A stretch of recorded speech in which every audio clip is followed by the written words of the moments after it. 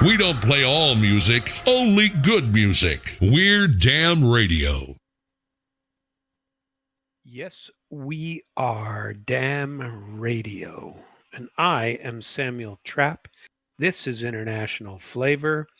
Thank you. Hello, good evening, and welcome. Thank you for joining. Thank you for being here. Quite glad that you are. Plenty to get into tonight. There's a lot freaking going on. And I mean a lot. I've been a busy little beaver all day. Lots of personal labors, lots of things been going on that I've done. Anyway, I don't even know where to begin, but you know what I'm going to talk about tonight? I am going to talk about first. Remember a couple of weeks ago, might even only been about a week ago, I said something about a tsunami warning in Alaska, that there was an earthquake that occurred off of the southwest of Alaska, about how many 600 miles, if I recall, and they were worried about tsunamis up there, and they were worried about them coming along, and then nothing ever came of it. It did not happen. So there were no earthquakes that took place. Well, I mean, the earthquakes took place, and they even took place several times, and they had a whole bunch of aftershocks for like a day and a half, but no tsunami. And that's because there wasn't any huge shift in the that caused like a landslide underwater or anything like that. So I kind of keep track of these things because I have a I have a earthquake monitor on my phone. I have a shark alert monitor. All the things that I'm frightened of, I keep an alert on my phone to make sure that I don't run into any sharks. So if you're near the ocean, you know, what if you have to step your toe in the ocean? There could be sharks about. And so you got to keep track of that sort of thing. And if you don't, you know, that's just foolish on your part. They have an app for it now, and they can tell where these sharks are. So I have that. I have earthquake monitors and keep track where the earthquakes are. And I also have keeping track where volcanoes go off. Okay. So this is important stuff. You got to have this stuff in your life going on. Well, the reason I tell you about these dangerous things going on is because now an earthquake occurred off the Kuril Islands, Kamchatka side of the peninsula, the Russian side. So a powerful earthquake off of Kamchatka Peninsula triggered a tsunami. This one did trigger a tsunami in the Far East. There's flooding all over the place. So a tsunami wave struck the northern Kuril Islands early Wednesday, following a powerful earthquake in the Pacific Ocean, which prompted evacuation of residents from the coastal town of Severokurilsk. Regional officials confirmed the first wave hit the shoreline of Severokurilsk shortly after a magnitude 7.9 quake was registered near the Kamchatka Peninsula, according to the Sakhalin Regional Governor Valery Limerenko. Authorities ordered an evacuation of the town population, estimated at just over 2,500, to elevated areas away from the coast. Residents remain safe on high ground until the tsunami threat is lifted, said Limerenko. Emergency services are working in high alert mode, he stated, and that all necessary measures are being taken to ensure public safety, restore normal life in the area. It doesn't look normal to me from what I'm seeing of the footage. And wow. Footage shared by local media and officials show water reaching parts of the shoreline and residents climbing to higher ground as the tsunami sirens blared. There were no immediate reports of casualties or major damage, but the Alade fish processing plant in Severokurilsk was submerged, with all employees quickly evacuated from the facility. And it's still half underwater. A tsunami threat has been declared across all the Kuril Islands following the powerful quake. said Ilyana Semyonova, head of the Yuzhno-Sakhalinsk seismic station. She told the news.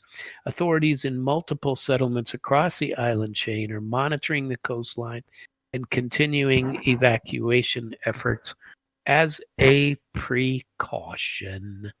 Emergency services are still on pretty high alert. So, of course, and I imagine they will be. Now, this has to be, of course, in my humble opinion, linked to the same earthquake event or series of events off of the Alaska coast, because they're not all that far apart. I was going to make a quick query of I don't know, Grok or ChatGPT or something, and see how far apart the Kuril Islands were from the Ptarmigan Arm, which is what they call that spot where those islands come out. That the arm is the smaller part up on top, and then they have that series of arc of islands that come out. All of which have to do with earthquakes. Well, remember, Mount St. Helens is in that same chain, that same huge ring, which is all underwater these days. And so is Yellowstone. So, it's who knows what could be going on. And, people talk about Yellowstone being 100,000 years overdue or whatever. And that one would, they say it'd be 500-mile circumference around Yellowstone. Pretty. It'd be my luck if I went up there to go to Yellowstone and dip my toe in a hot spring. All of a sudden, there'd be I'd dip my toe in, and a shark would bite me. No, I'd dip my toe in, and a volcano would go off.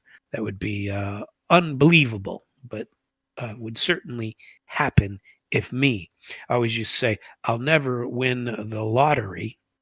But if you want to take something with the same odds and say, that a 2,000-ton weight would drop out of the sky and hit me in the head, which the odds are roughly the same as winning the Powerball, well, or what's the other one? Well, certainly I would win.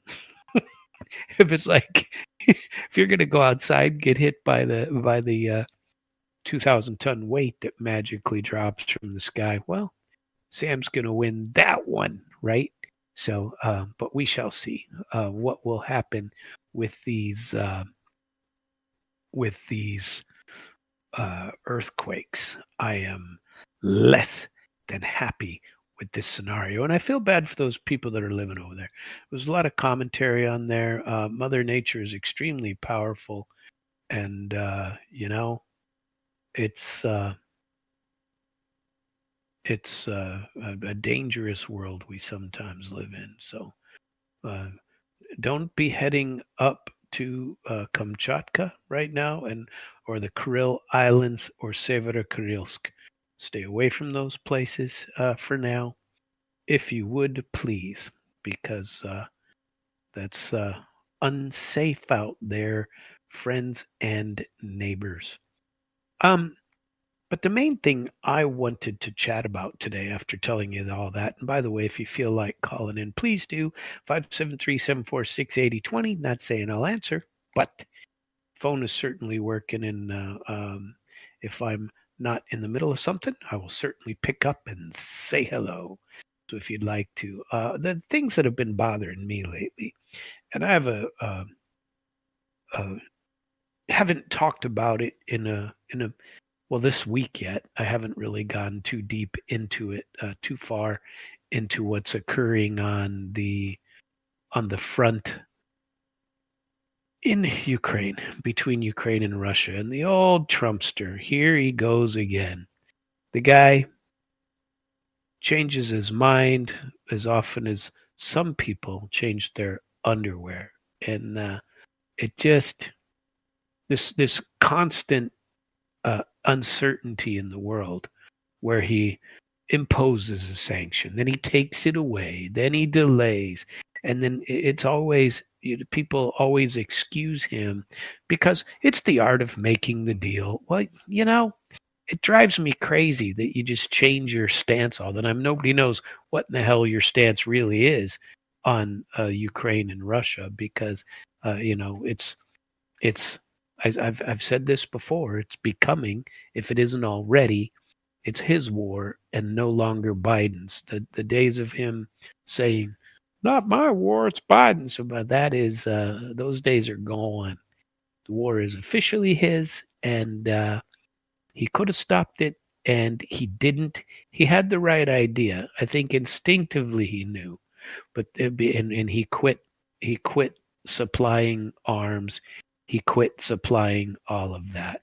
But then he got stuck in this crazy issue of buying valuable mineral resources under the, very valuable mineral resources. And then is when it kind of started a little bit before that, when he was listening to Witkoff. Then he wasn't listening to Witkoff. He was listening to Kellogg. Then he wasn't listening to Kellogg.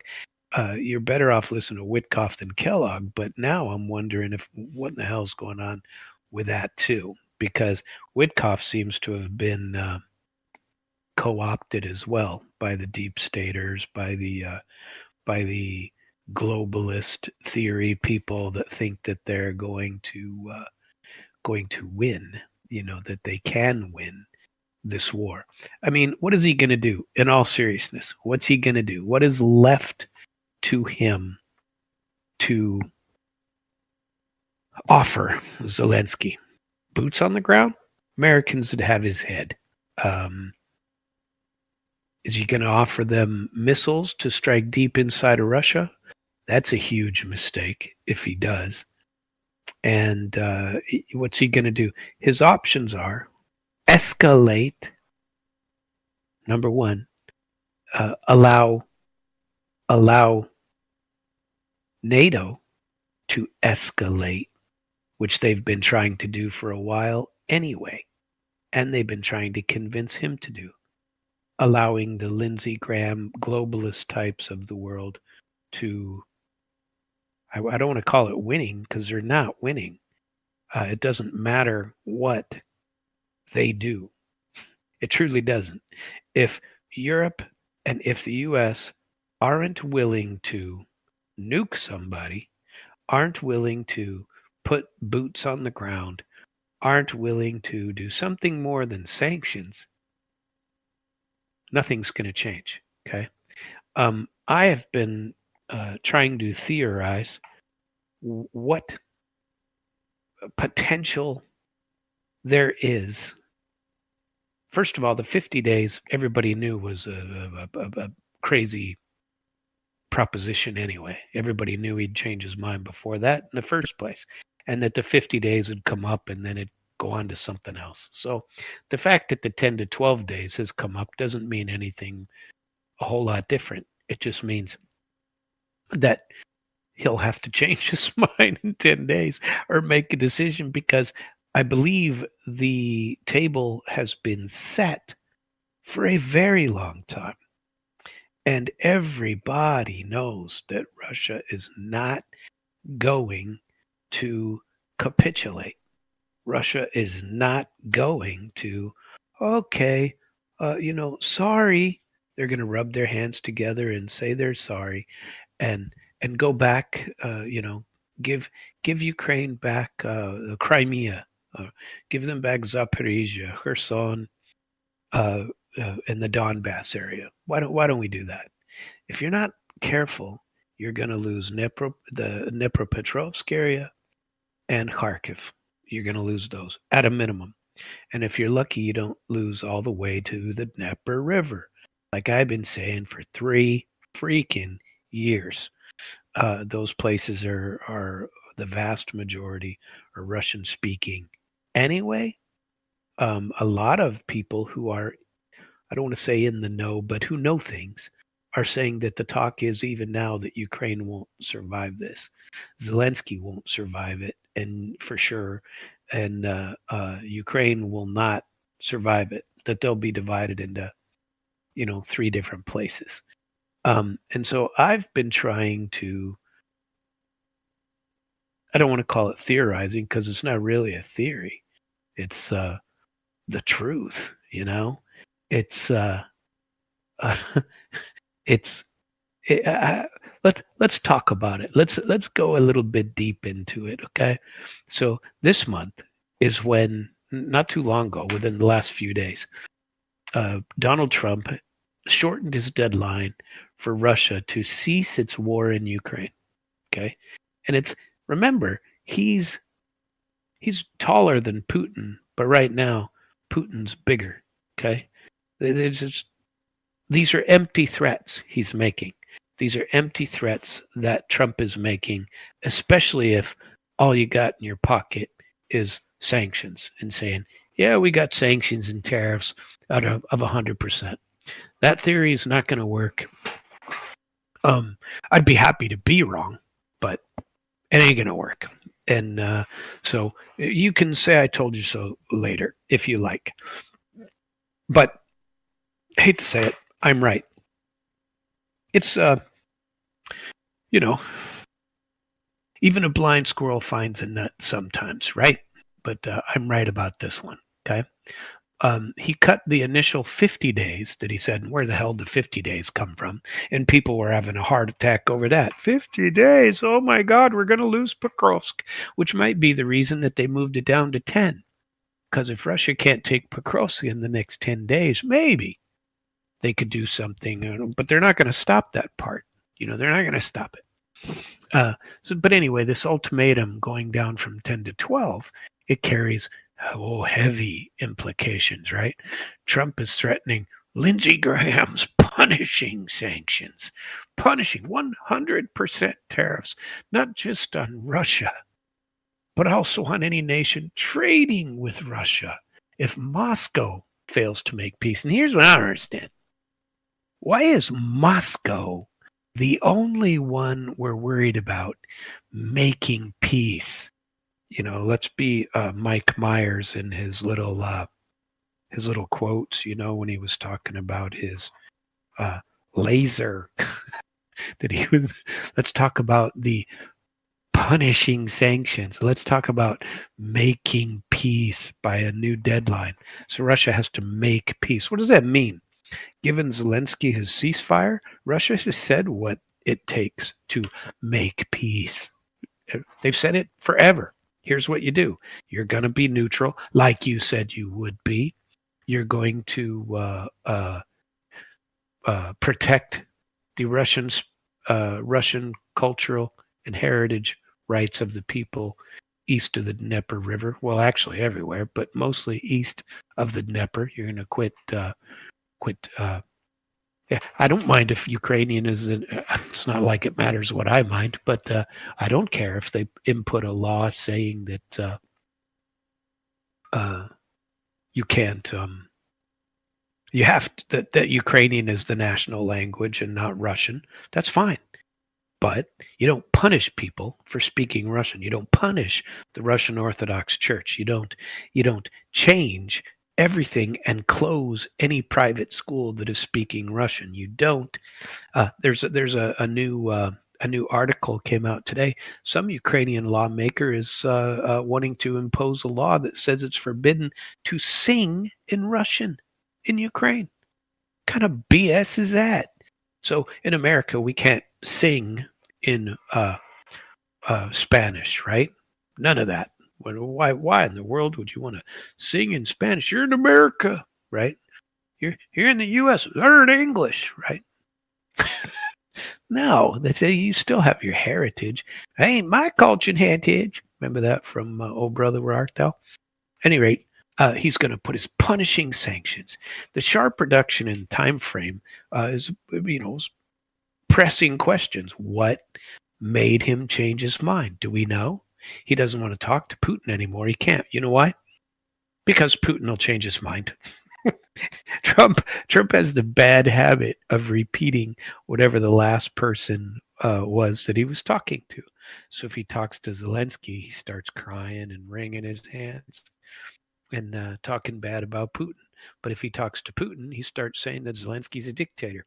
Without elections, he's a dictator. And he doesn't like Zelensky. I'm not sure he ever has. But at any rate, there's punishing sanctions coming. But seriously, what happened? What made him? Was it battlefield reality? A lot of people think so, that the fighting around Pokrovsk, because Pokrovsk is about to be surrounded, okay? And that's bad. And Russia is winning this war. People are still dying, and Russia is winning. What are officials and observers from all sides saying? Not just me. So let's look into what the official U.S. explanations, the development of what's going on in the war, reaction from Ukraine and Russia, and let's talk about some analysts and military bloggers and see what they say about it. These economic consequences, including the risk to the U.S. dollar that we talked about last night, by the way, and even any fringe theories that are going out on social media, who knows about those. That could be a little bit of fun. So I've got plenty plenty to go into. So let's talk about it. The US's official explanation: Trump's stance on ending the war has been back and forth since he took office. Initially, he said he could get it done in 24 hours. I could do it in one day. And but by mid-July, he, in a grinding war, he said, "Well, it was a lot tougher than I thought." And so here we are. I want a 50-day deadline. Well, that takes you to the end of summer, right? That takes you. Into autumn, and people are prepping for winter, and he sets this deadline till September, and then he said, if they don't settle by September, it'll be a very severe 100% secondary tariff on Russian goods and also against countries trading with Russia, right? But after 2 weeks of that, he shortened that window by half, basically. Said that because it's been 2 weeks, and he says now 10 more days. So he said that in July 28th, while he was in meetings in Europe, talking to the same old yahoos as he was before. He gave a new ultimatum, and he doesn't want to talk to Putin anymore. And he says it's to stop the killing. Now, I'm all for that, but I'm not for just stopping it so that Ukraine can regroup, tell us to go pound sand after we give them all the money. Then they'll find their stones again after that and say, oh, geez, no, we got to fight because now we were able to stop Russia in their tracks. Now we can rebuild our trenches, rebuild our defenses, resupply our armies, remobilize people, and all within the 30-day ceasefire that they've wanted all along, and then start up again. That is the biggest reason that Russia has given from the very beginning. And by the way, they're sitting in the catbird seat. Okay. But why? How does Trump explain his change? He said he was frustrated with the lack of progress, and people are dying. Well, I'm frustrated, and I'm frustrated that people are dying. But I'm more frustrated that we keep funding this. Why are we funding it? Why are we sending over and trying to figure out ways to send over $300 million worth of more Patriot systems? Why are we willing to say that it's all Putin's fault because he won't agree to a 30-day ceasefire? So because we're in on it.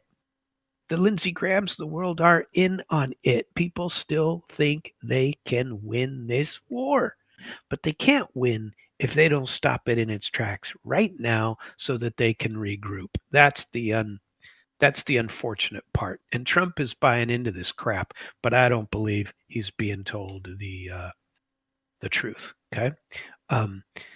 So he said he was frustrated. There was no reason to wait. We just don't see any progress being made. Well, because you're not demanding it from Zelensky. What are you demanding from Zelensky? You're going to blame all this on Trump. And what are you demanding from Zelensky? Why don't you go tell Zelensky, look, stop this war? You telling me he couldn't?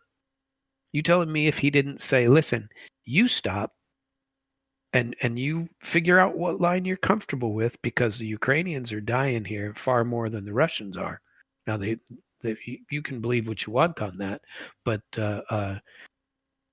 have a look at these numbers. They are not the 46,000 in 3 years.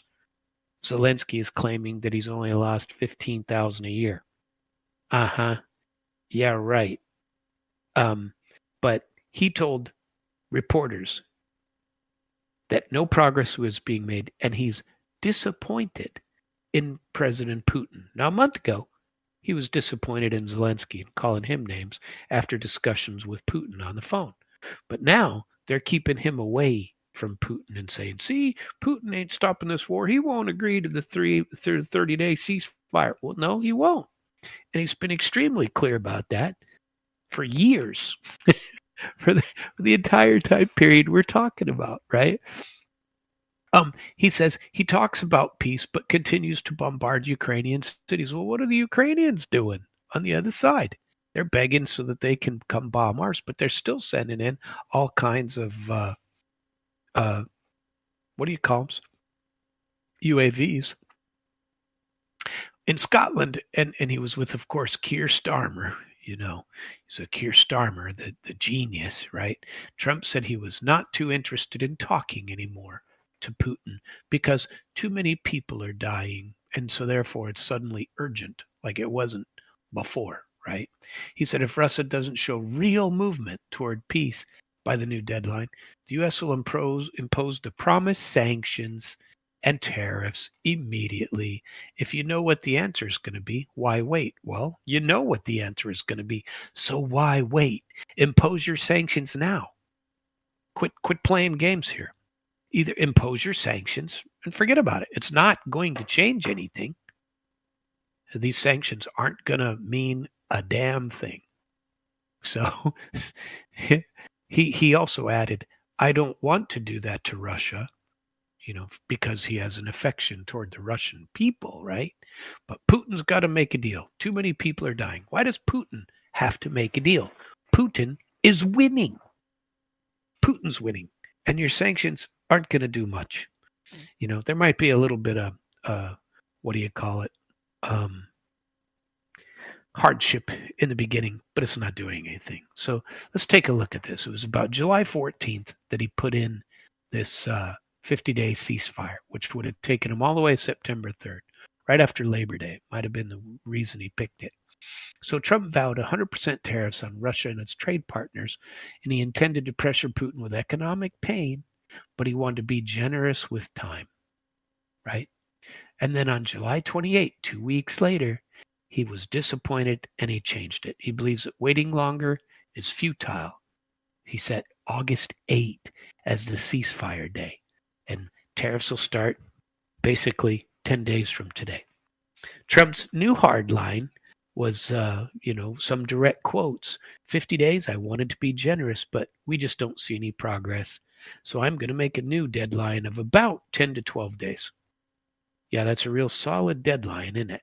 Why don't you just tomorrow say, screw it, I'm entering the order to put sanctions on. Lindsey Graham and his crew can all act like it's going to work and see what happens, okay? Because it doesn't look like, he said it doesn't look like he put anything else in place. But in short, the official U.S. explanation is impatience with Putin's stalling. So it's only Putin that's stalling, right? What is Ukraine offering? The Zelensky victory plan of a year ago, year and a half? What are they offering? Give us back Zaporizhia. Give us back all these places you took from us. That's the only thing they've said they want, right?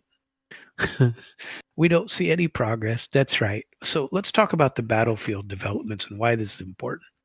So you can't separate, Trump's change from the losses on the battlefield reality in Ukraine. This summer offensive around the strategic city of Pokrovsk in Donetsk. Pokrovsk became the most active front in the war. Russia put an entire 110,000 troops there. For months, the Ukrainians had, held their own around Pokrovsk, and were losing all kinds of people. And but by late July, Russia was moving forward rather swiftly every day, and they have Pokrovsk just about surrounded even now, and they're on the outskirts of several of the areas of Pokrovsk right now. Let's see. Pokrovsk is a strategic place. It was once called the gateway to Donetsk. It sits on key roads and rail lines used by Ukraine to supply many areas in the eastern positions like Chasiv Yar, Konstantinovka, and it lies near Ukraine's only coking coal mine and has significant pre-war population of about 60,000, most of whom are evacuated by now. If Russia does take Pokrovsk, it would pave the way to push through to the larger cities of Kramatorsk and Slavyansk, which are nearby, and would further disrupt logistics and Russia taking the rest of Donetsk. Okay. In broader terms, success could open the approaches to the Dnepropetrovsk region, like I've said, right? And they're already in a tiny bit of Dnepropetrovsk right now. So throughout the spring, Ukraine was barely able to hold the line at Pokrovsk, and they put experienced brigades. That's where they were losing because of the idiocy of going into Kursk. Frankly, their generals ought to be excoriated for that, because what a waste of time that was. Oh, we want some land to trade. Oh, yeah? How about you hold on to Pokrovsk, you morons? So now here we are having to change what Trump is having to change what he said he was going to do, because these idiots wanted to go into Russia as if they could hold it. Short term, you might have a little bit of short term gain, but long term, you aren't keeping it. So, we didn't stop trying, did we, Ukraine? Unbelievable. But by July 28, the time that Trump was shortening his ultimatum, the situation in Pokrovsk was pretty dire, and it's getting worse. Okay. Zelensky acknowledged small groups of troops had got into the city, and then he insisted they were all destroyed, but he's lying. And the incursions underscored that time is not on Ukraine's side. Putin won't make any concessions unless he's forced to by significant Ukrainian victories, said one think tank. So Putin has definitely achieved battlefield momentum, and he's had it for the entire summer operation and probably before that. And he's been taking, like I've reported here, every day another several kilometers. So no, is he somebody asked me the other day and said, well, if Russia's so big, why aren't they just kicking the crap out of, why haven't they just rolled over Ukraine? Ukraine had a 1 million-man army. Ukraine's lost a lot of people, and Ukraine is fighting to hold its own. That don't mean they're going to win, and Russia is not trying to kill off all their soldiers, nor are they trying to kill all the Ukrainians. They keep bombing the hell out of everything, which nobody likes. I'm not saying I like it, but it makes sense if you're playing to win, and they're playing to win. They like I told you, for 3 years now, they have been fighting for what they call their very soul and existence. Russia is discounted everywhere. Russian culture, Russian people, Russian everything. They're not welcome anywhere. And it's nonsense. It's just BS. And so, we have to hate the entire population, not just Putin. We got to hate everyone, right? So, especially in Pokrovsk, Russia's advance, Ukraine is having huge losses on its own side, and but Russia's losing some too, right? Each day of fighting means that they're saying that between the two, 1,000 are dying. Now that's more on the Ukrainian side than on the Russian side, but both are losing far too many. This battlefield picture provides a little bit of context for Trump. The U.S. peace efforts, if you want to call them that, they failed to gain any momentum. Well, it's because you keep supplying them with more stuff and you keep claiming that something's going to be different than it is, and it's not. Okay, so Russia has been doing nightly bombardments of more than 300 drones plus cruise and ballistic missiles. I saw a report last night that said that by the end of the summer, Russia is going to have the ability to do 2,000 Shahed drones a day all over Ukraine. 2,000. I think they're losing their asses. And, they the other night, they targeted 73 cities and villages across Ukraine with 300 drones. And days before that, they did 700 and something. 85 people injured, 22 Ukrainians killed.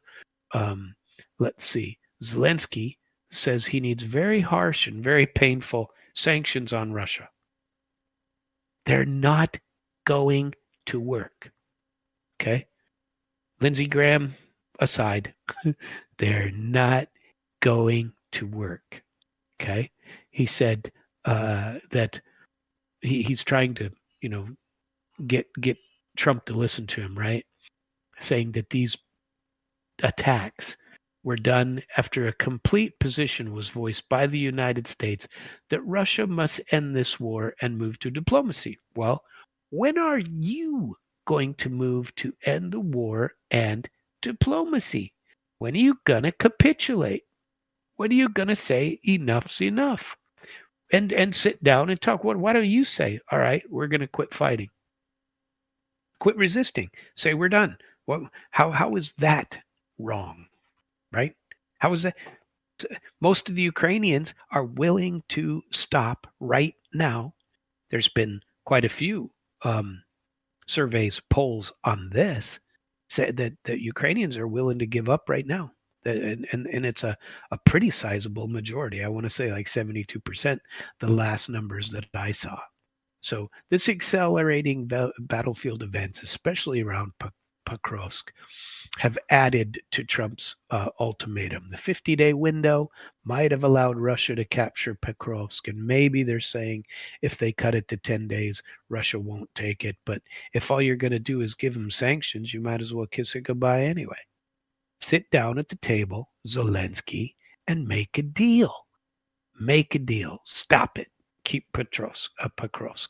Now, Russia wants Donetsk. They want all of it. Donetsk has spoken. Donetsk has done a referendum. The U.S. referendums only count, and we can only support them from NATO if we determine that they're fair, right? You don't get to say that anybody else's referendums surely can't be fair, right?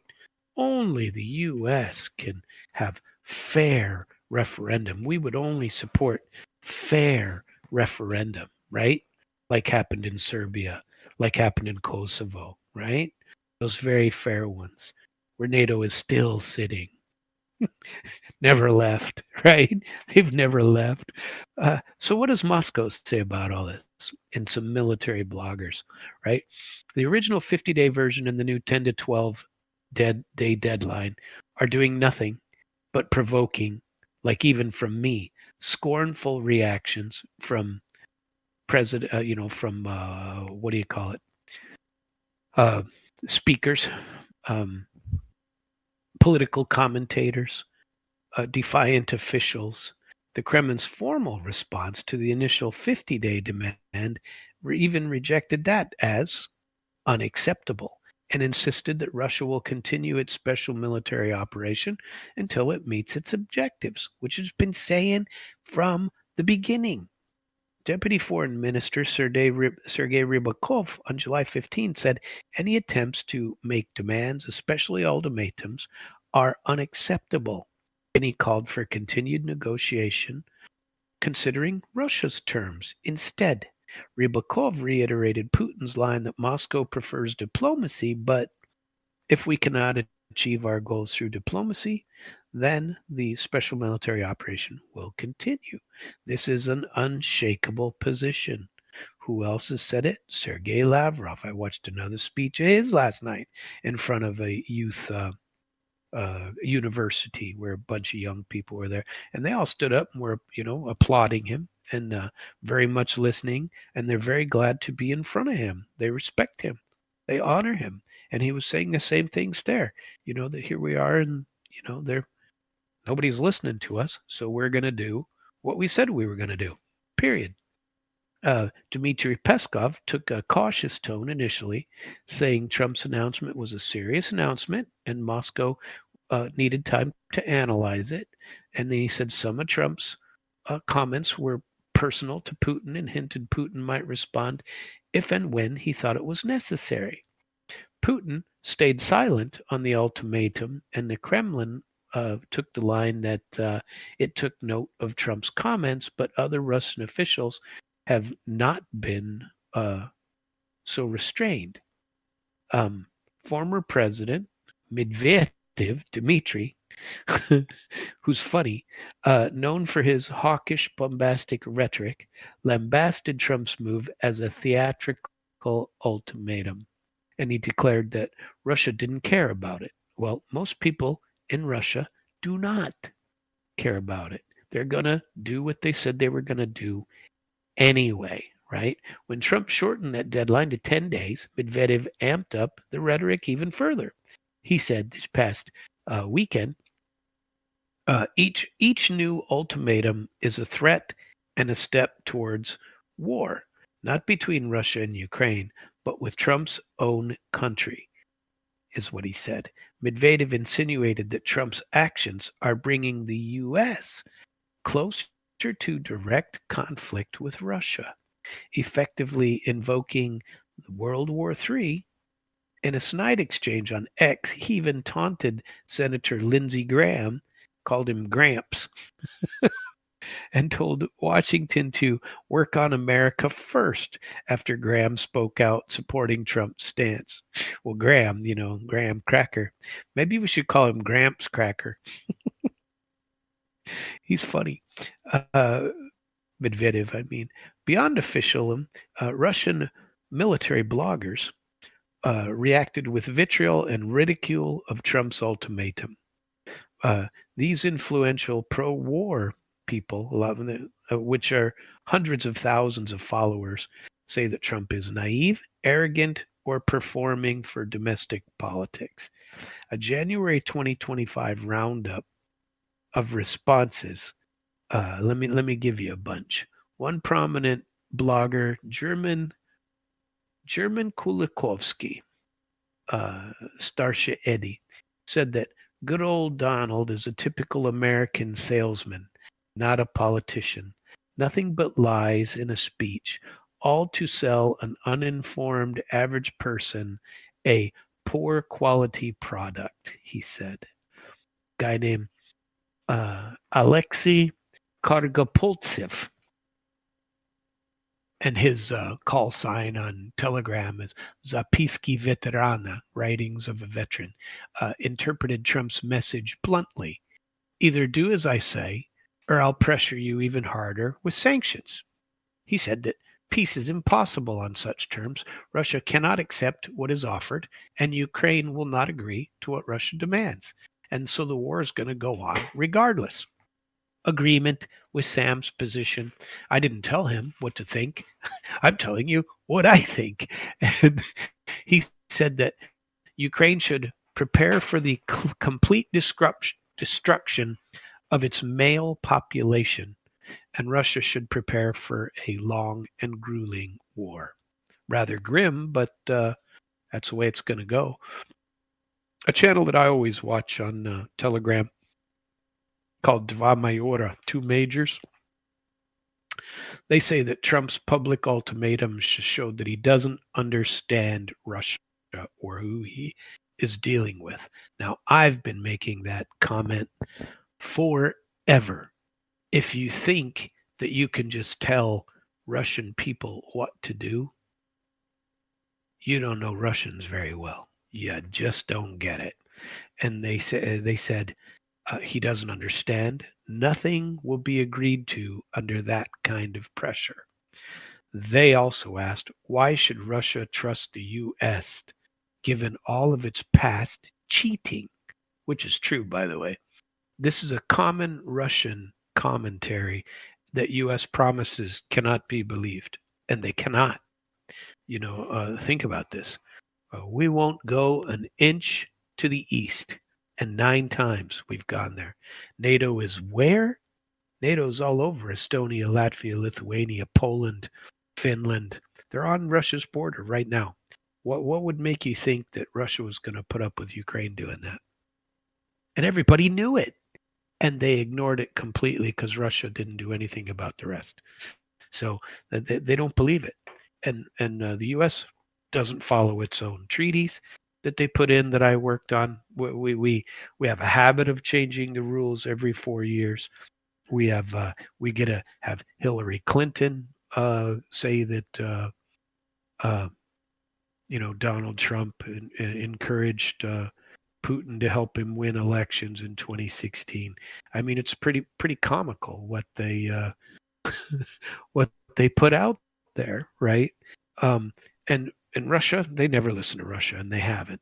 Okay, so let's see who else. There's a guy named Boris Rogin. His name is on Telegram is Colonel Kassad. Noted Trump's threats of new sanctions were nothing new. We've already been through this under Biden, he said. Attempts to change Russia's position through primitive threats aren't likely to bring Trump the outcome he desires. That's what I say. You're not going to get the outcome you think you're going to get. Not remotely. Okay? Guy named Alexander Kotz, who has Kotz News. He's a well-known war correspondent. He framed Trump's plan bluntly as an ultimatum and economic blackmail. He warned fellow Russians to prepare for the worst, predicting they might soon nostalgically consider Biden's term a relative thaw if Trump unleashes economic war, like he says he's going to. He said that Trump may feel omnipotent after allegedly brokering a Gaza ceasefire, right? But Russia isn't Gaza. Starting a dialogue with ultimatums isn't the most far-sighted move for a would-be peacemaker. I happen to agree wholeheartedly with that.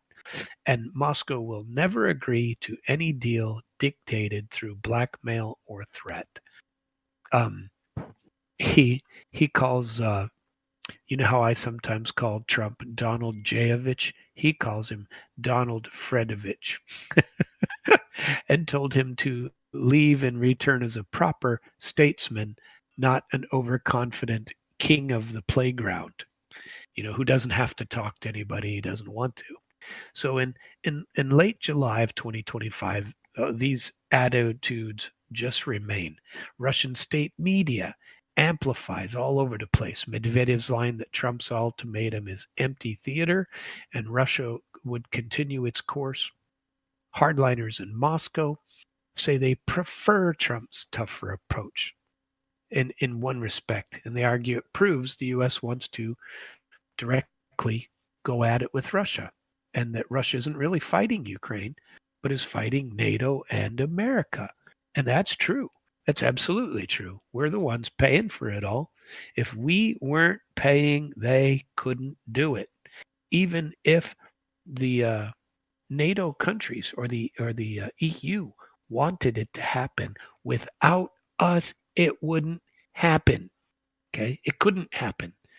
As a prime example, this is fighting Medvedev's step towards war with his own country comment is a prime example that casts Trump as essentially declaring economic war, not just on Russia, but potentially provoking military conflict with Russia in America, right? This is not the way to win the hearts and minds of Americans or Russians. It is also worth noting that some Russian sources claim that, like Peskov, he said Trump's 50-day window was serious, but given time to analyze it, Russian markets actually rose after they talked about it because they know where they're headed. And especially after the 15 July when they talked about it, they thought it would, when it was shortened, when he took it down to 12 days, Peskov noted on July 29th, they took note of it and didn't make any further comment. This might say that they think that Trump's threats are a bluff and aimed at more signaling because he changes his mind like they changed their underwear.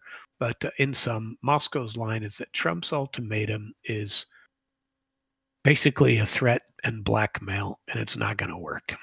And I happen to agree with that. What does Ukraine say about all this? Here's Ukraine. They say, this is great. This is great pressure. Now give me some missiles.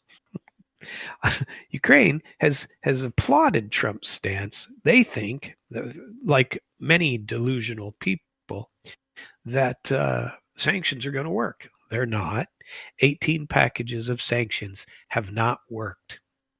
In fact, people are learning to be able to get around them all over.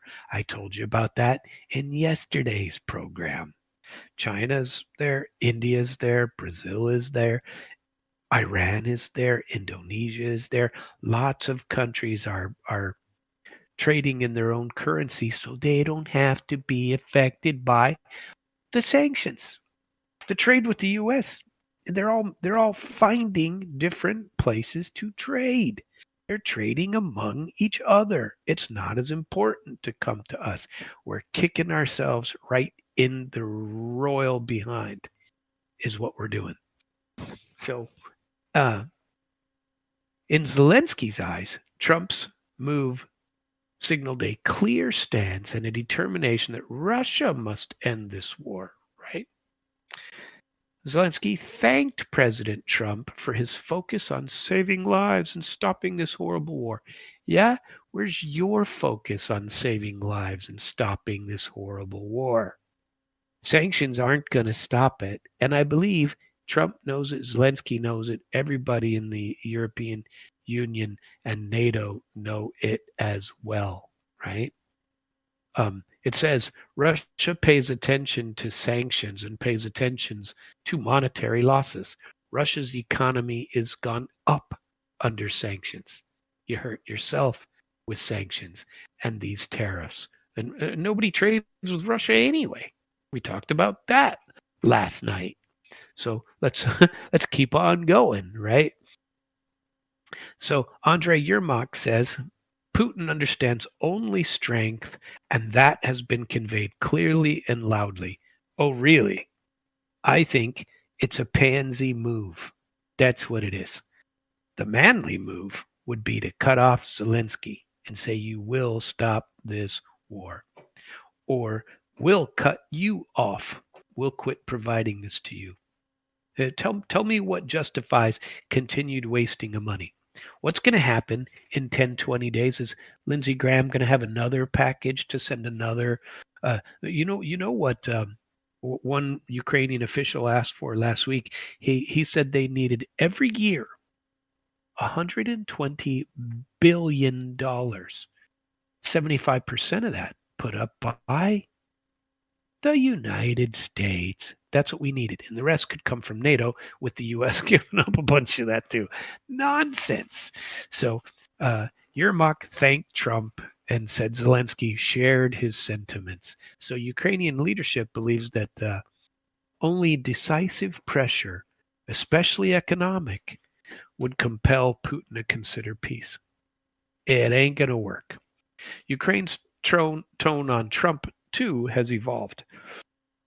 Remember, they didn't like him at first. They still don't like him, but they know they got to deal with him. During Trump's first months in office, when negotiations were led by Steve Witkoff, they seemed to lean toward giving Russia major concessions. Kiev grew anxious. Well, that because Witkoff was doing the right thing, right? Um, but by late July, with Trump now openly disappointed in Putin and willing to tighten the economic screws, Ukraine has expressed encouragement. Foreign Minister Dmytro Kuleba even said he welcomes the U.S. finally recognizing that Russia must be dealt with firmly rather than coddled. Yes. Uh, Crazy. From Ukraine's perspective, Trump's 50-day ultimatum was positive but too lenient. That's why they all pounced on him in Europe this past week to say, man, you can't wait another 25 days. We'll lose Pokrovsk. Can't do that. There is, of course, a degree of political calculation from Zelensky. Zelensky is ensuring that Trump feels validated for taking a harder line. By applauding Trump, Zelensky hopes to lock in Trump's resolve and dissuade any reversal. That's why people are trying to get him to not talk to Vladimir Putin, right? It serves to show that the Ukrainian public, that the U.S. is in their corner, right? And Zelensky gets to stay in power while the war drags on, right? Other influential Ukrainian voices and military bloggers support the idea that more pressure on Russia is good. Some commentators said the 10-day ultimatum is finally treating Russia like a terrorist state. And they say that Putin only responds to ultimatums backed by force. And so, I don't know. Here we go. Ukraine and its allies, like Graham in the U.S. or Starmer, clearly had a hand in encouraging Trump's tougher position. Keir Starmer's meeting with Trump on July 28 in Scotland was officially about other topics. But no doubt Starmer reinforced the importance of stopping Russian aggression, as they like to call it. UK has been one of Ukraine's strongest backers. Trump said he has not heard from Russia about the new timeline, but he certainly heard from America's allies, certainly heard from Starmer and Zelensky. Oh, this is great. So let's talk about the influence of Trump's advisors and other public figures. Trump's shift from the long 50-day period to the immediate 10-day didn't happen in a vacuum. It was shaped by debate within his own administration, input from his, I'll say, crazy advisors, as well as interactions with other foreign leaders. Understanding who and what influenced Trump is helpful here. Let's talk about Steve Witkoff, right? He's the most pivotal insider and has been on the Russia side for a long time, well, since Trump took office. He initially advocated a conciliatory approach toward Russia. In talks in 2025, he pushed a strategy that would give Russia ownership of the 4 eastern Ukrainian regions Moscow claimed to annex in 2022 as part of a ceasefire. This meant that Putin gets territorial gains, and that's a reward. And Ukraine rejects that, although they've already lost it. And many U.S. officials find it alarming. How can we do that? Well, only we can take over other people's territory without consequence. Only the U.S. can do that. Only if we are behind it will that be permitted, right? No other country can do that, God forbid China try to take over something. Hell, India, figure it out, in Pakistan, right? Figure that out. It's only the U.S. that's allowed to do it, or somebody on our behalf with our funding and our backing. Our puppets are allowed to do so, but nobody else on the planet. It's only the deep staters, only the globalists that are allowed to do this. And now Witkoff is in that same camp, although initially he wasn't, right?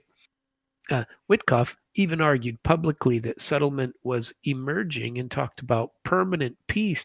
This is a couple of months ago. He dismissed Ukraine's NATO ambitions back then, and he downplayed the illegitimacy of Russia's referendums. So everybody wants to say that Russia's referendums were illegitimate. Well, Witkoff was going, well, who gives a rip? It's over now. It's over, and this is how we stop people from dying, whether you trust them or not. You know, what are you going to do? Say that, oh, gee, Russia, give them back. Russia's not giving it back. Get used to it. Okay. There's nothing you're going to do to force that except go to war.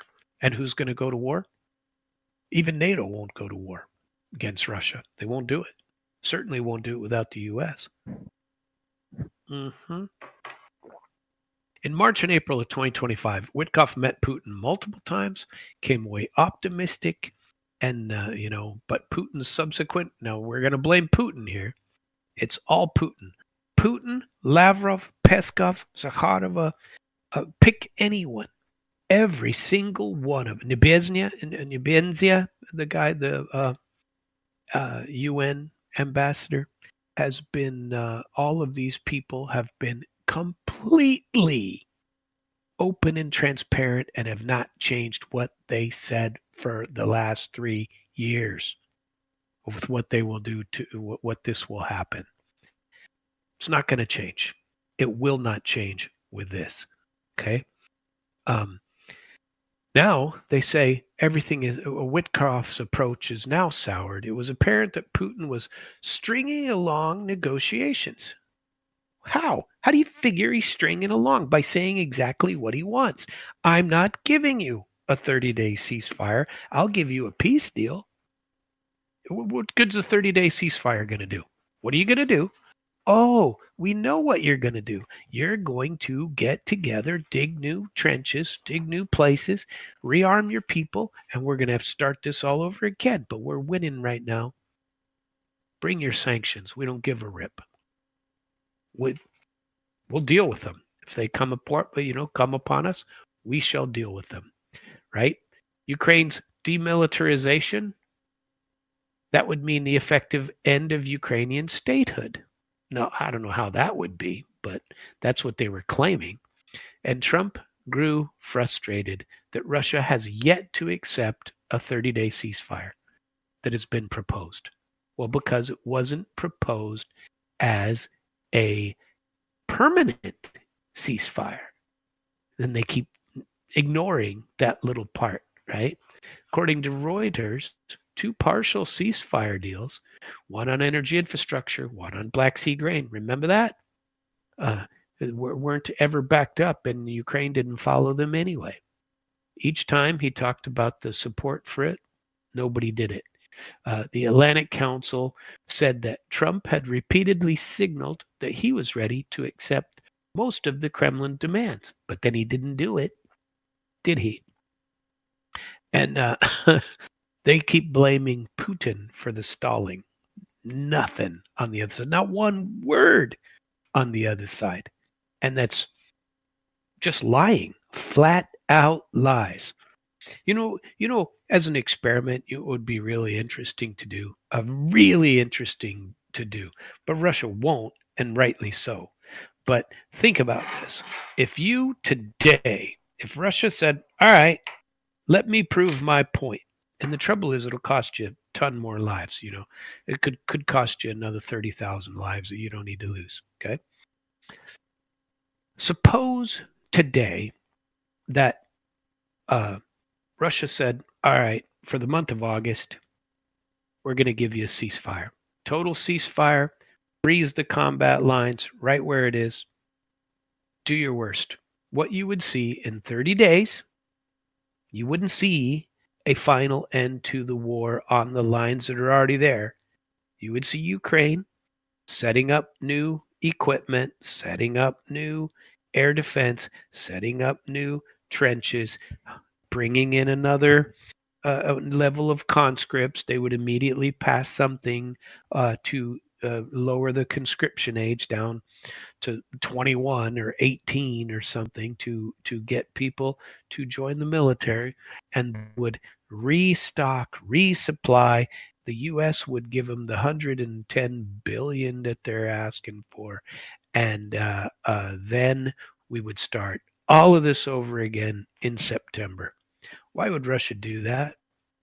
So at least if Russia keeps on fighting, it's the winter before too long. It's going to get cold over there, and the winter will bring some stall in movement anyway. Not as much as it was because Russia is still on the advance.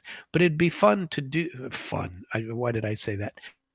Fun, but it would be interesting to take that kind of take on it because then you would find out that I am absolutely right and Trump and company are absolutely wrong because they are lying from the top down.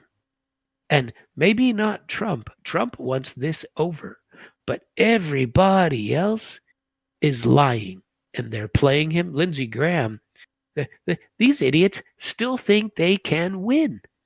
They still think they're going to win. They're not winning. This is nonsense.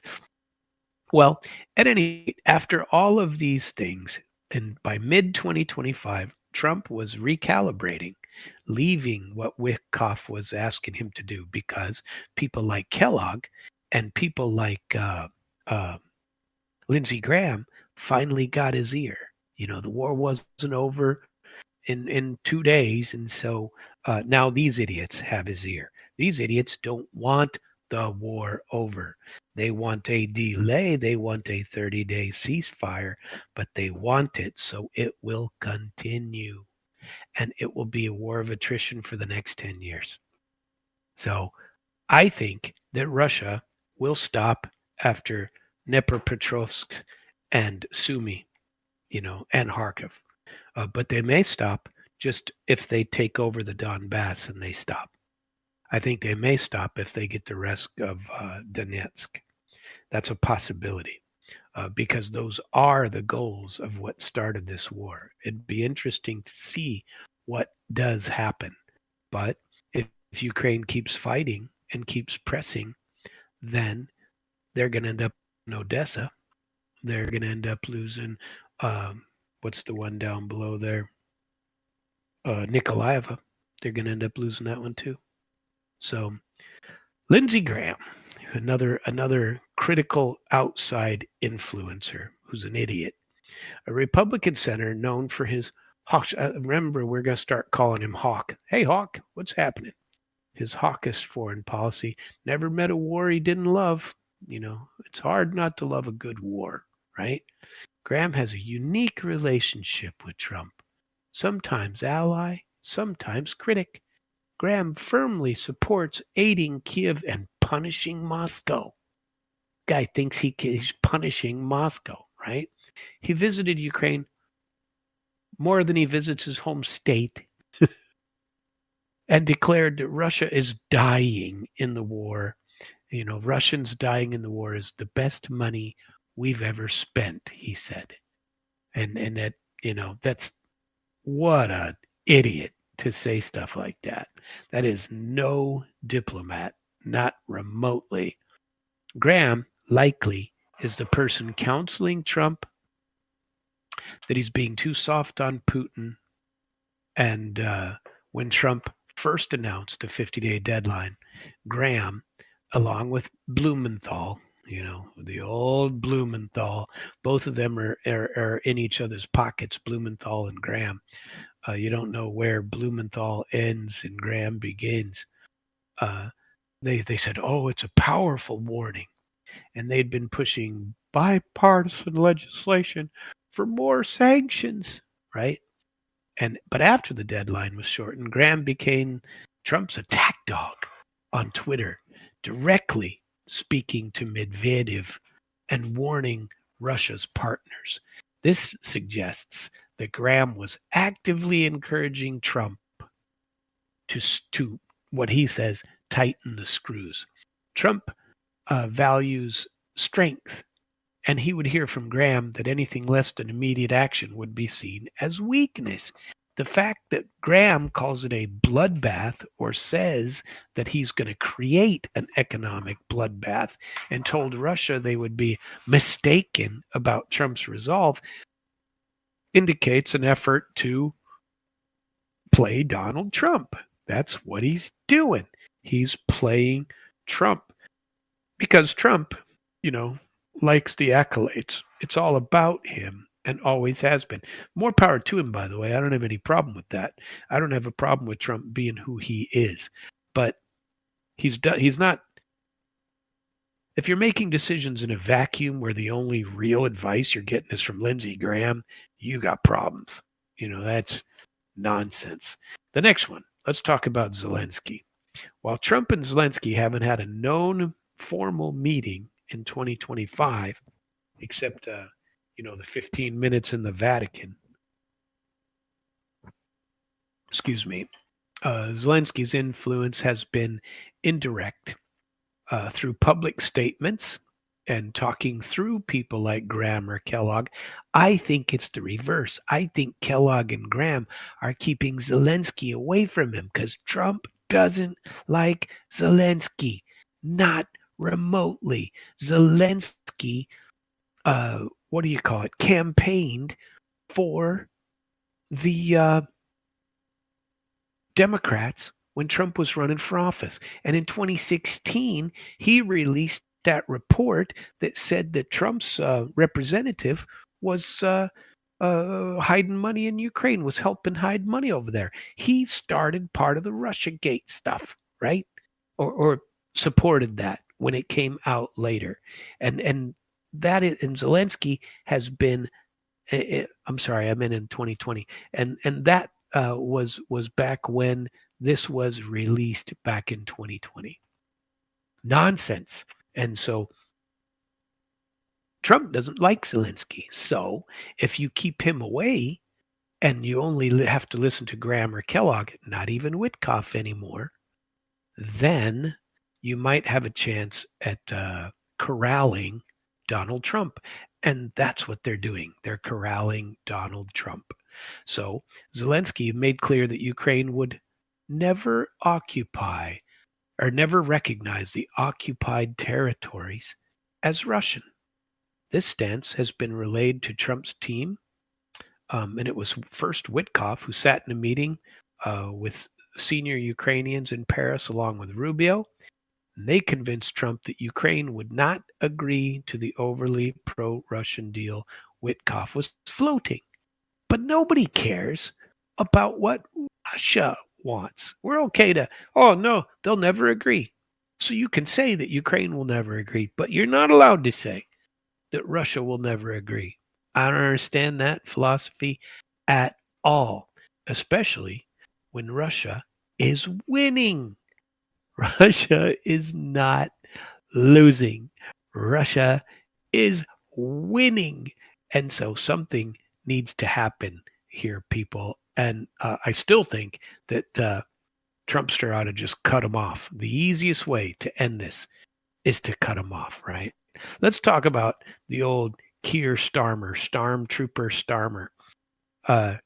Trump's meeting with Starmer on July 28th was hours before Trump went public with reducing the deadline from 50 days down to 10, right? We don't know what their private discussion was, but the UK has been pumping this nonsense for a long time. And Starmer, he's like a cheerleader out there. Starmer conveyed Britain's steadfast support for Ukraine and his skepticism that Putin would respond to anything but force. But he ain't going to respond to economic force. He probably wouldn't respond to force. It's not going to happen. British officials have shared intelligence and battlefield assessments that underscore urgency. They're the ones who are going to go, look, we're going to lose Pokrovsk. You better get over there. The optics of Trump sitting by Starmer when he announced this new ultimatum, that was a pretty big deal too. It signaled a united front with Starmer. Starmer's influence here is subtle, which is Starmer isn't liked in his own country, but he's liked in Ukraine, right? Um, but it gave Trump confidence, to be more hawkish while sitting there to show off to somebody, because that's what Trump likes to do. Finally, let's talk about Trump's shift being influenced by in a broader context. By summer of 2025, Trump has faced criticism for not having ended the war in 24 hours, as he often boasted. His approval ratings have gotten a little bit stagnant, and his critics on the left and the right are poised to seize on any failure. The initial 50-day deadline was mocked by a bunch of people as arbitrary and too long. Some on Reddit joked the administration doesn't understand the concept of a deadline because he's always imposing deadlines and then taking them away, you know. And by shortening it, Trump creates a sense of action and some crisis. Maybe he could get some Americans to rally around him for this, especially if Putin doesn't yield by early August. He can say he did everything possible and it's just Putin's fault. That Putin has to, Putin caused his own sanctions. I told him what was going to happen. But the sanctions, nobody cares, friends and neighbors. They just don't. Tell me why these are important, Lindsey Graham. They aren't going to change a damn thing. There's precedent during Trump's first term. He oscillated under advice from hardliners like John Bolton versus steelmakers. But in this case, the hardliner voices have been way ahead of the conciliatory voices since the 15th of July, right? So in sum, Trump's opinion has evolved, right? It's evolved, and I do know what's going to happen. These sanctions will be imposed. Doesn't matter if they come in 50 days or 10. It makes no difference. So you got another month of hard times. Okay. Hard times isn't going to stop a Russian. It's not going to happen. And it's not going to stop any of the other countries that are dealing with the Russians either. They're going to muddle through it as they have been. And refer to last night's show. Go out to internationalflavor.com and listen to last night's show, because the economic field of dreams isn't all that dreamy on the U.S. side, especially because they're accelerating. And this is another chink in the armor of the U.S. dollar, another forced deal for Poland, China, Russia. Everybody's buying gold. Everybody's buying it. That knows what's going to happen. They're buying gold. Countries I'm talking about, to back up their own currency. So what are these sanctions? Let's talk about this. Under Trump's plan, if Russia doesn't agree to a ceasefire, the U.S. will not only reinstate full sanctions, but it will then impose secondary tariffs of 100% on any country still doing significant business with Russia. Plenty of Americans are doing business with Russia, by the way. These tariffs will target key sectors: energy, agriculture, defense. And they're trying to choke off trade that props up Russia's war. They always want to call it Russia's war. This is NATO's war. More than a dozen countries are in the crosshairs. The biggest, ready? China. Not going to work. China, Russia's number one partner, has a 34% share of Russia's trade, largely by buying Russian oil and gas that Europe doesn't buy anymore.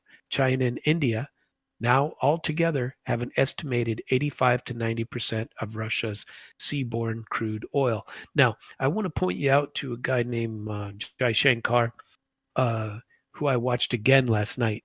and he had a recent appearance in front of an economic group, an economic forum, and it was a European economic forum on doing business with India, and they were talking on this issue, and he said he doesn't care.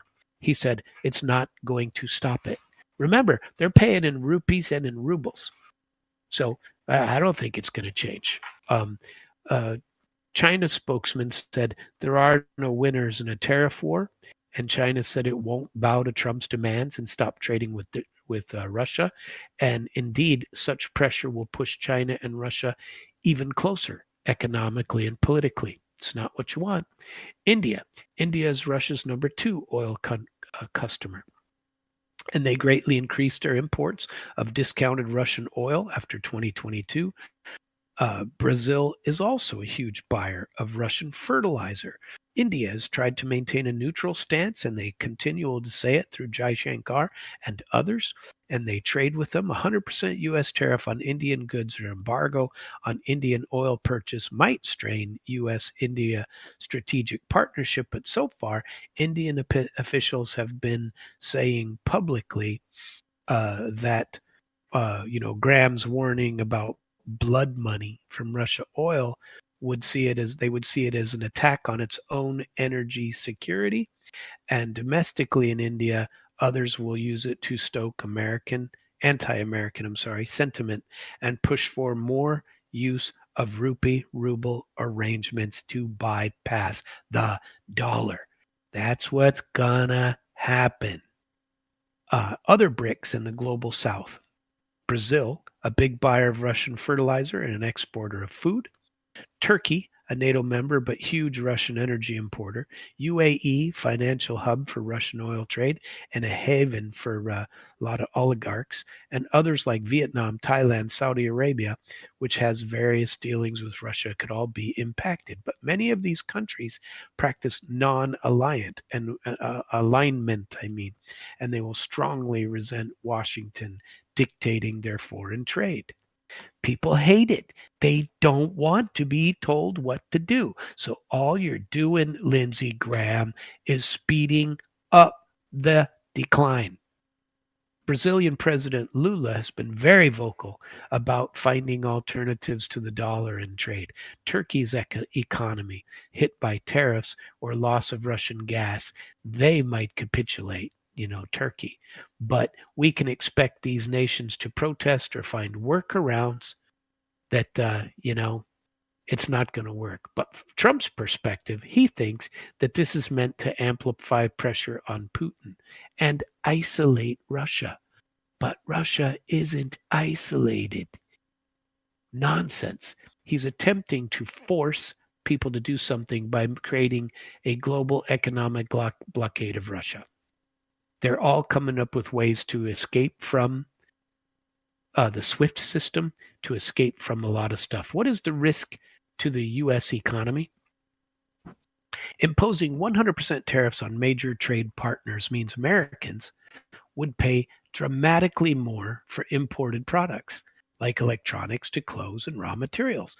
It will also fuel domestic inflation and disrupt supply chains. If China, which is the U.S.'s largest goods supplier, for them, a tariff war would drive up consumer prices and spook the financial markets. CBS noted that when Trump first floated the 100% tariffs, the Russian markets rose because investors doubted that Trump would follow through, given his history of threatening tariffs and then softening. That's a very important point.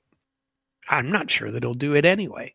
But also, the absence of panic suggested that markets assume cooler heads would prevail before a full global trade war erupts. If Trump pulls the trigger on this, the shock to the world economy could be very severe and trigger a recession or at least huge market turmoil. But more importantly, as I talked about last night, de-dollarization and BRICS.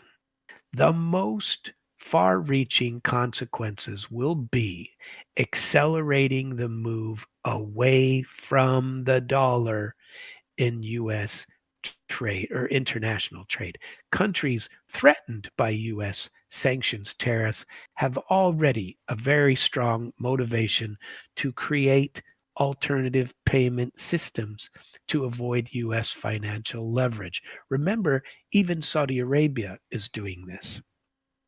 So, well before the ultimatum was ever mentioned, BRICS, Brazil, Russia, India, China, South Africa, has been expanded by 11 more countries as full members and a bunch more as partners. They've already been exploring for a couple 3 years the alternative reserve currency, which is the yuan, or at least increasing use of their own local currency. In late 2024, remember I did a whole show on this last night. Putin and other BRICS leaders discussed a new BRICS currency in 2024, and Putin showed off a symbolic BRICS banknote. But what did Trump say? We require commitment that they won't create a new BRICS currency or back any other currency to replace the mighty U.S. dollar. Remember that speech? Or they will face 100% tariffs. Nobody's afraid of your 100% tariffs. In other words, Trump explicitly tied his tariff threat to protecting the dollar's dominance. He's making a mistake here. He warned BRICS nations in November of 2024 after he was elected. Not a word about this while he was running for office, remember? And so after he was elected, he said, no alternative reserve currency, or we're going to come after you. With what? Now, by targeting China, India, Brazil over Russian trade, he's trying to follow through on that warning, but he can't. Many economists argue that this is going to backfire, including me. I realize my economics degree is only from the University of Illinois, but I still understand these supply and demand trends, right? Trump's threats and policies will only turbocharge de-dollarization, wrote the Asia Times. China and India conduct a lot of trade in yuan and rupees already, and with each other and with Russia. Sanctions is going to push them to expand these arrangements and invite others to join non-dollar bloc. Jeffrey Frankel in The Guardian noted that Trump seems to view a currency of BRICS as a serious threat, but said that such a currency is unlikely to succeed due to BRICS' internal differences. But the intent to sidestep the dollar is real, and U.S. financial coercion would strengthen the resolve of BRICS countries to establish alternatives, even if not a single currency. Because remember, there's also a way to pay with their own currencies through their own central banks. Talk about global unity quickly, because that's another part of all of this. The global unity versus fragmentation. Trump's secondary sanctions put the U.S. at odds with some allies, like Turkey, some in NATO, some in Eastern Europe. Secondary sanctions legislation is a big deal. The Russian economy will survive. It might hurt them for a little bit, but long term, no big deal. Long term, Russia has weathered sanctions so far, and they will continue to do so. Trump's effectively wagering that the U.S. economic strength and the dollar's clout will help him enforce this ultimatum. I tell you what, he says he's prepared to endure a trade confrontation, but I'm not so sure he is. The dollar and the loss to it are notable. Trump is tying the Ukraine war to a broader battle against de-dollarization. If he goes too far, he would hasten the dollar's decline. That route is economic warfare, and economic wars have a very wide fallout. Keep track of all this, people. It is very important. Well, I have enjoyed having you on the program. I am glad you're here. My name is Samuel Trapp. This show is International Flavor. You are listening to Damn Radio. And Damn Radio has a lot of good programs. Tomorrow is the biggest day in radio. Let's call it that on Damn Radio. You go to damnradio.com/live and listen to all of our great programs tomorrow. plenty to talk about, plenty to get into. I have a show tomorrow that is going to be on Americans fighting for Russia and Ukraine. I got quite a few of them to talk about. It'll be an interesting program. I hope you join me to hear some of the research I've done on that and some of the consequences for people doing it. So listen to all my programs. Go out to internationalflavor.com and listen to back shows. This is, I think, my 149th. Tomorrow will be my 150th show of the season. So I look forward to seeing you tomorrow night. Join me every night from Sunday to Thursday, 9 p.m. until 10:30. Have a good evening. See you tomorrow.